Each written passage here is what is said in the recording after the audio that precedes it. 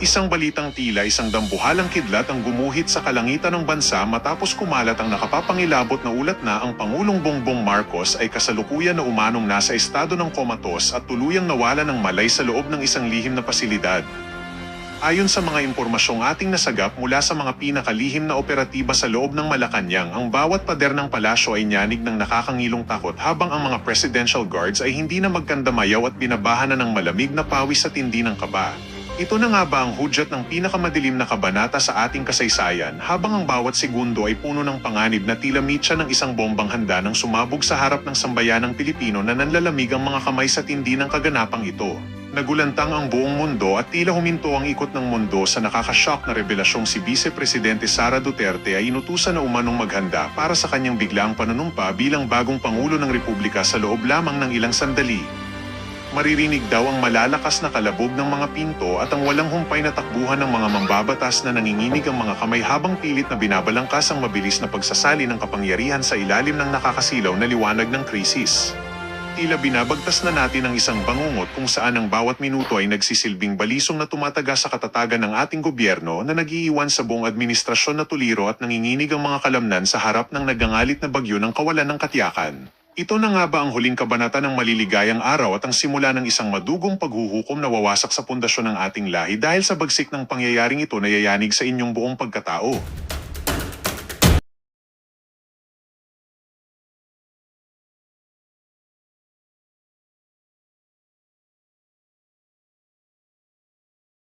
Ay. Alright? So meaning, pwede talaga siyang mamatay anytime, magurgur anytime. Kasi, kapag nagbumigay na ang katawan ng isang addictus benedictus at kawatan, kahit gusto pa niyang buhayin ang sarili niya, kung hindi niya nakakayanin, ay magugurgur na siya. And of course, meron pang fats sa kanyang pancreatic o pancreas. Ayan. So, ang dami niyang ang dami niyang eksena, mayroong fats, okay, sa part ng kanyang pancreas. Ayan, yun daw ang yun ang nakalagay doon sa, okay, sa kanyang report. Ngayon, meron din,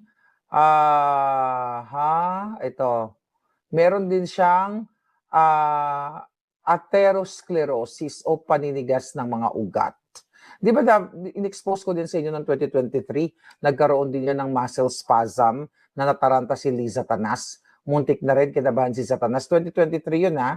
Alright? So ngayon, meron din, sabi dito sa report, ay, yun na nga, merong lahat apektado, liver, pancreas, heart, boto. Nakalagay bototitis, hindi, dinagdag ko lang yan. Alright, so ngayon mga palangga, meron din siyang problem, okay? Ang dami niyang problem, di ba? Sa kanyang health. So siguro baka magurgur na yan. Okay, here's the thing. Alam naman natin sa itsura ni Bangag, di ba? But kanina taba ako dun sa video ko, ngayon parang normal ako ngayon. Hindi kasi magandang lighting effect doon. But ganun pa man, mga kababayan, ito yung dapat nating intindihin. Kanina dun sa report, no-show si Bangag dun sa awarding ceremony, Chuchu. Dapat nagbibigay doon siya ng award. Ang nagbigay ng award, itong kanyang cabinet secretary na mukhang nakasinghot din, okay, na, mukhang nakasinghot din si Ralph Recto.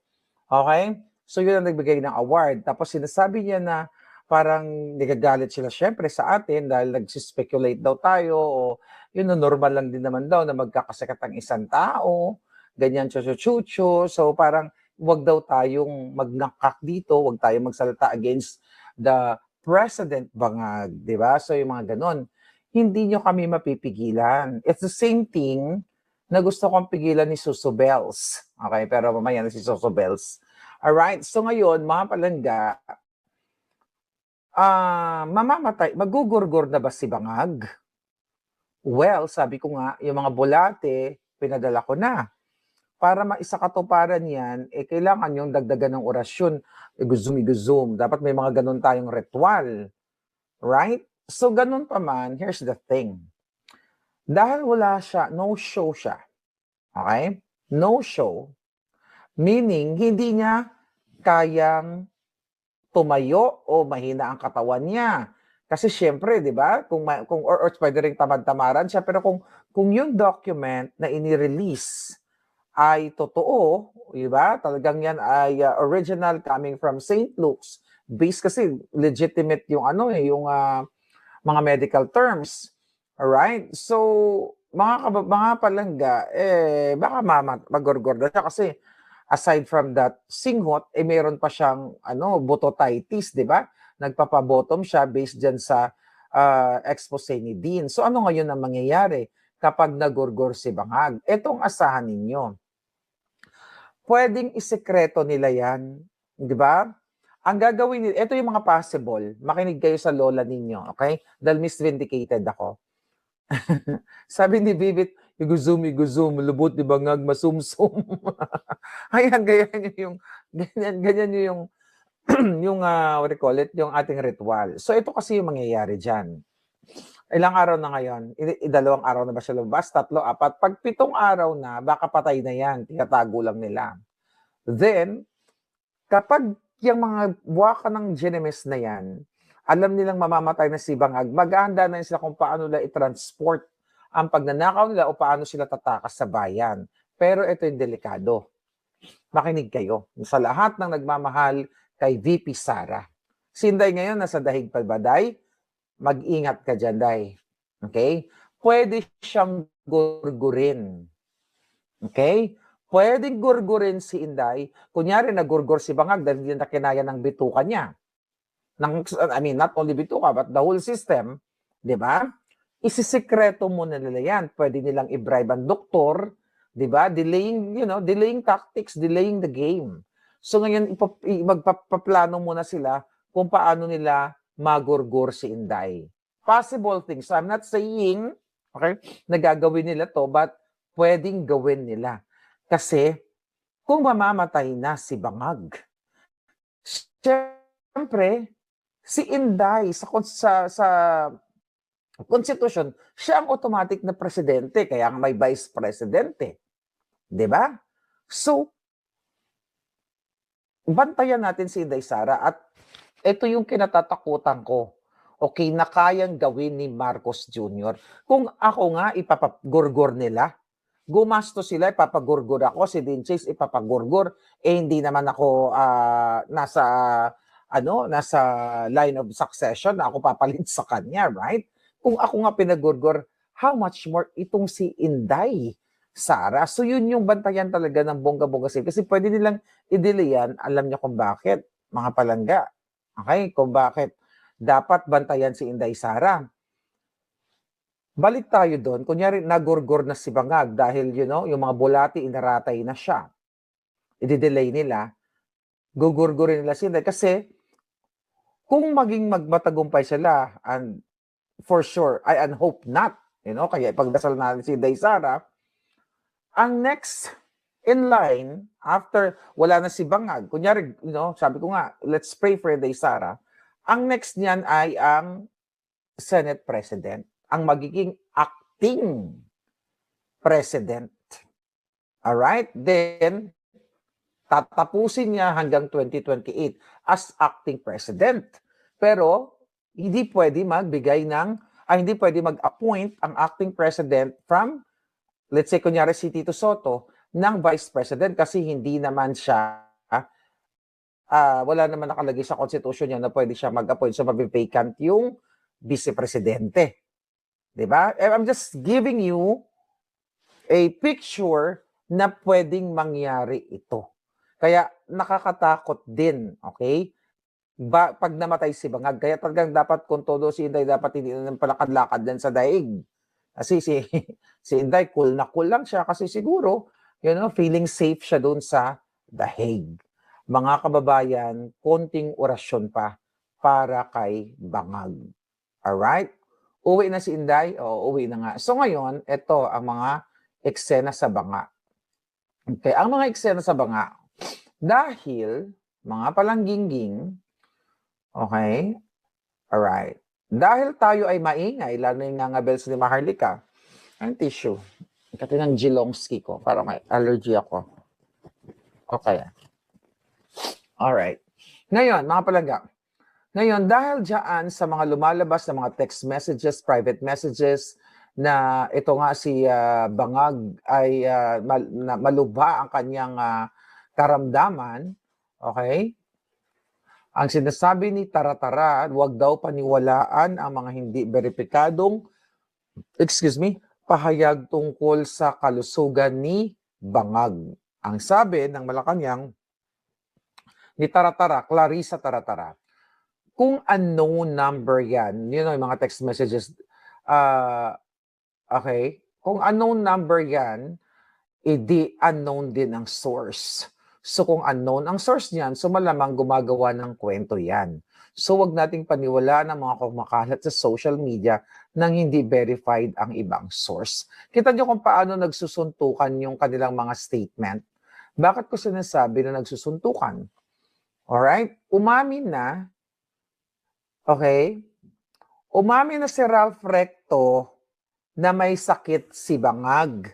At normal lang daw na, you know, ang isang tao ay may sakit. Kaya hindi siya naka-attend doon sa awarding ceremony chucho na yon. Pero ito si Clarissa Taratara, talagang pinanindigan pa rin niya ang kasinungalingan ng jutang gininang babaeng ito, nagmumukha ng clown, nagmumukha ng si Chucky, si Chakadal. Alright? Sabi ni Castro, sinabi po ng Pangulo hindi po life-threatening na nakaramdam po siya ng kaunting sakit at iyan naman po ay tinutugunan ng kanyang doktor. Konting sakit? Konti lang pala eh. Gaano sakit ng kanyang pain? From 0 to 10. Diba? Konti. Ibig sabihin, konti, pwede mong inuman lang yan ng ibuprofen. Diba? Kung konti lang, pero bakit wala? No show. Dahil nga, baka maging effective, mag-effect na ang aking orasyon. Okay, sabi pa ni Castro, sinabi po, ito, at ngayon po nakikita natin siya sa iba't ibang activities katulad ng taking sa harapan po mismo ni General Nartatis, makikita at naka-attend na po siya ng EDC, ganyan-ganyan. Di ba? Ngayon, yesterday ito. So ngayon, mga kababayan, here we go. Okay, here we go. So ano ngayon, okay, alright, ano ngayon ang mga aabangan ninyo, ang mga susunod na kabanata? Dahil anytime, may na ba yung audio ko? Okay, can you hear me? Can you hear me good? Tignan natin. Tignan nga yung audio ni Palanggang nagmamaganda. Alright. Saan ba ako nag-vlog? Sa Maharlikan? Hindi pala na-share to. Share ko nga. May liwanag naman ako Maliwanag pa sa sikat ng araw. Ay, maliwanag pa sa audio. Okay. Malakas na yung audio ko. Okay. Now what?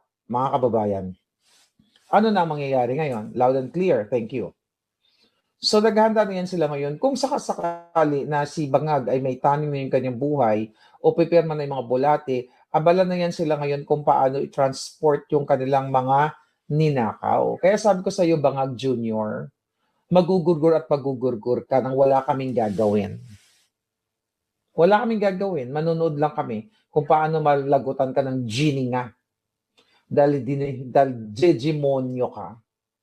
Okay, maliban pa sa baboy ka, kidnapper kayo ng asawa mo at buong kasabwat ninyo. Sa AFP, sa DOJ, lahat. Okay? Kawatan, name it, alam nyo na yan. So yun mga kababayan. So ito yung mangyayari, but I'm looking forward na talagang hindi na magtagal to si Bangag. At sana bago yung confirmation of charges kay Pangulong Duterte, alam nyo yun, di ba? Sa February 23, wala na si Bangag sa mundong ito kasi deserve niya yon, right, Bangag? You deserve it. Nakita mo, ang daming nagdadasal na mawala ka sa mundong ibabaw. Di ba? Mawala ka sa mundong ibabaw dahil sa ginagawa mo. Mga palangga, alam nyo naman na kung gaano katalamak ang pagnanakaw sa kaban ng bayan. Yung flood control na yan, yung budget insertion na yan. Lahat, Nakakasawa na nga lang yan, ulit-ulitin natin, di ba? Kasi alam niyo na yon. Eto na yung mga singil. At Liza Tanas, Liza Marcos, okay, Addictus Benedictus, magbabayad ka. Ipapasuka ng next administration ang lahat ng ninakaw mong hayop ka, na kidnapper ka. Lahat kayong mga kasabwat. Okay? 2022 pa ako nag-orasyon from August. Okay? Alas 3 ng madaling araw nag-orasyon ako, kaya lagi ako napupuyat. Kasi gusto ko mawala na ang lahat ng mga adik, lalo na ang presidenteng bangag dyan sa gobyerno. Now, okay? Ano tawag dito? Now, ano ang magiging nito? Nakalabasan natin. So definitely, lahat ng inappoint ni Bangag, talsik lahat yan. Magbabayad din si Remulla, baka sumabay na rin, pumirma na rin ang Bolati, si Boying Remulla. Hindi rin nagpapakita yun, baka patay na nga rin yun eh. Baka gurgur na rin yun eh. 'Di ba? Ilang araw na hindi nagpapakita si Remulla. Inarate, baka mamaya, breaking news, Bonjing Remulla, gurgur ng mga bulating pinadala ni Maharlika. Imagine gano'n ang headline. Bulating pinadala ni Maharlika, tumapos sa buhay ni Bonjing. Di ba? Okay? Ngayon, mga palangga, here we go. Balik tayo. Okay? Confirmation of charges ni PRRD sa Feb 23. Ngayon, mga kababayan, malungkot, okay, sa part ni PRRD. Si Inday Sara nagsalita. Okay, nabasa ko dyan sa SMNI na ang sinasabi ni Inday Sara na ang ICC ay biased political court, hindi court of justice, at ito ay wala na tayong maasahan kasi dapat ibigay na lang natin ng moral support si PRRD kasi intention talaga ng ICC ay what? Ipakulong ang Pangulong Duterte. Alam niyo naman kung sino nagpakulong kay PRRD, si Liza Tanas, si Bangag, si Torre, lahat sila magkakasabwat. Expose ko rin yan sa inyo. 2023, the reason why patong-patong ang kinaso sa akin dyan sa Pilipinas at sa Amerika na patuloy kong nilalabanan with my alindog. Sa kabila ng panggigipit, dapat ang alindog ang importante. Right? So now, mga kababayan, ang pinaka sa akin, tumatak, okay, doon sa statement ni Inday Sara, tama ba ko? I-correct nyo kung mali ako. Alright? I don't know kung sino nagtanong, nabasa ko lang na parang about kung papalitan ba ang mga abogado, yung defense team ni Pangulong Duterte. Kasi di ba, alam niyo naman yan, ako sa umpisa pa lang kami ni Spoke sa Harry Roque, like ako personally, di ba, aside from Harry Roque, na wala akong tiwala kay Kaufman kasi nga manggayan at inamin niya nung una, hindi pa niya inamin na siya ay may naging kliyente niya ang mga Marcos. Nagets mo? And I'm so happy na sinasabi ni Inday, tatanungin daw niya tomorrow, that's gonna be tomorrow, no? Na si Pangulong Duterte about it. I-correct me if I'm wrong, kasi galing kanina ako sa in-scan ko lang yung balita. Okay. Alam nyo, ito kasi yung take ko. Dapat talaga hindi foreigner ang abogado ni PRRD. Honest lang kung sobrang galing. Di ba? Pinagtatanggol yan ng mga gelpots, ng mga yawa, si Kaufman noon, di ba? Pwede tayo mag-opinion. Di ba? Sabi ko naman sa inyo, yun, hindi naman tayo pwedeng pigilan, hindi porket kinuha niya ni Inday Sara ng family nila, hindi na tayo pwedeng mag-opinion kung may nakikita tayo. Mas maganda yung may maraming nakakakita, di ba? So, pinaasa tayo ni Kaufman. Nung una, hindi ka agad nag-file, di ba? Ilang days ba siya? Like halos isang buwan bago siya nag-file ng interim release na magpa-file naman pala. Ang dami eh. Then, ito, binabalik lang natin yung timeline. 'Di ba? Then si Amy Mangga nagbida-bidahan, nagpakalat ng kasinungalingan na siya ang bringer of hope and change, ay, bringer of hope for PRRD para makalaya. Then there's another Alpots group, na mga signature campaign, nambubudol, papalayain si PRRD, da. And now, I'm so happy to hear from Inday Sara na mayroon siyang angle na tinitignan na possible na pwedeng mapalitan ang defense team. Alam niyo kung bakit? Kaya ako kasi may hinaharap akong kaso. Kaya kaya ako, hindi, ina-apply ko sa nararanasan ko. Okay.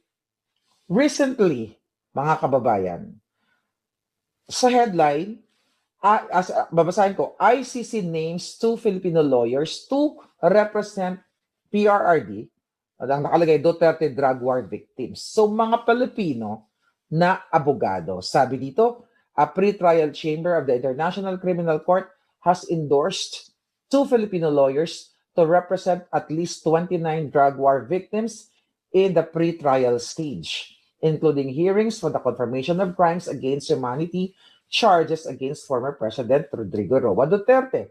The pre-trial chamber won in a decision on January 26, directed the ICC's administrative unit to designate human rights lawyers Joel Butuyan and Gilbert Andres to the common legal representatives. Okay, here. Ito tapusin ang balita. Bakit para sa akin mahalaga na ang abogado ni Pangulong Duterte ay Pilipino, okay, na authorized, okay, or isa sa mga ICC lawyers na pwedeng mag-represent. Yun just minus na lang, okay, kung whatever reason, kung hindi si Spokes Harry Roque, ibang lawyers na pwedeng mag-communicate kay PRRD at maiintindihan nila yung language kasi parehong Pilipino. But of course, kung ako ang may